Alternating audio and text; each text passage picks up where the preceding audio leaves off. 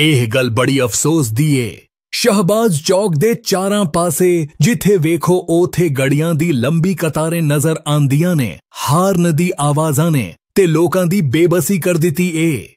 Train ਆਵੇ ਜਾਂ ਜਾਵੇ, ਫਾਟਕ ਬੰਦ ਹੋ ਕੇ ਖੁੱਲੇ, ਸਾਰਾ ਸ਼ਹਿਰ ਰੁਕ ਜਾਂਦਾ ਏ। ਇਹ ਸੂਰਤ ਇਹ ਹਾਲ ਨਾ ਸਿਰਫ ਸਕੂਲ ਜਾਣ ਵਾਲੇ ਬੱਚਿਆਂ ਲਈ ਅਜ਼ਾਬ ਏ, ਬਲਕਿ ਦਫ਼ਤਰ ਜਾਣ ਵਾਲੇ ਮੁਲਾਜ਼ਮਾਂ ਤੇ ਬੀਮਾਰ ਲੋਕਾਂ ਦੀ ਐਂਬੂਲੈਂਸਾਂ ਲਈ ਵੀ ਖਤਰਨਾਕ ਏ। ਮਿਸਟਰ ਬ੍ਰੇਕਿੰਗੋ ਦਾ ਇਹ ਖਬਰ ਨਹੀਂ, ਉਹ ਦਰਦ ਏ ਜਿਹੜਾ ਹਰ ਰੋਜ਼ ਇਸ ਸ਼ਹਿਰ ਦੇ ਹਜ਼ਾਰਾਂ ਲੋਕ ਮਹਿਸੂਸ ਕਰਦੇ ਨੇ। ਫਲਾਈਓਵਰ ਬਣਾਣਾ ਸਿਰਫ ਸਹੂਲਤ ਨਹੀਂ, ਸਾੜੀ ਬਖਾ ਦੀ ਗੱਲ ਏ। ਹਨ ਇਹੋ ਮੌਕਾ ਏ ਕਿ ਪੁਲ ਬਣ ਸਕਦਾ ਏ। ਜੇ ਹਨ ਨਾ ਬਣਾਇਆ ਤੇ ਅਗਲੇ ਜਾ ਕੇ ਇਹ ख्वाब ਹੀ ਰਹਿ ਜਾਣਾ ਏ।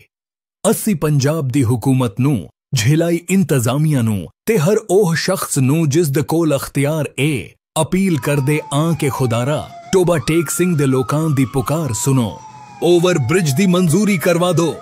ਇਹ ਫਲਾਈਓਵਰ ਨਾ ਸਿਰਫ ਸ਼ਹਬਾਜ਼ ਚੌਕ ਦੀ ਟ੍ਰੈਫਿਕ ਨੂੰ ਰਵਾਨੀ ਬਖਸ਼ੇਗਾ, ਬਲਕਿ ਸਾਡੇ ਬੱਚਿਆਂ ਨੂੰ ਵਕਤ ਤੇ ਸਕੂਲ ਤੇ ਮੁਲਾਜ਼ਮਾਂ ਨੂੰ ਦਫ਼ਤਰ ਪਹੁੰਚਣ ਦਾ ਰਸਤਾ ਵੀ ਬਣੇਗਾ। ਟ੍ਰੇਨਾਂ ਦੀ ਆਮਦ ਔਰ ਰਫਤ ਨਾਲ ਪੈਦਾ ਹੋਣ ਵਾਲੀਆਂ ਰੁਕਾਵਟਾਂ ਦਾ ਮੁਸਤਕਿਲ ਹੱਲ ਵੀ ਸਿਰਫ ਇਹ ਬ੍ਰਿਜ ਏ। ਹੁਕਮਰਾਨੋ ਟੋਬਾ ਟੇਕ ਸਿੰਘ ਤਹਾੜੀ ਰਾਹ ਵੇਖ ਰਹਾ ਏ।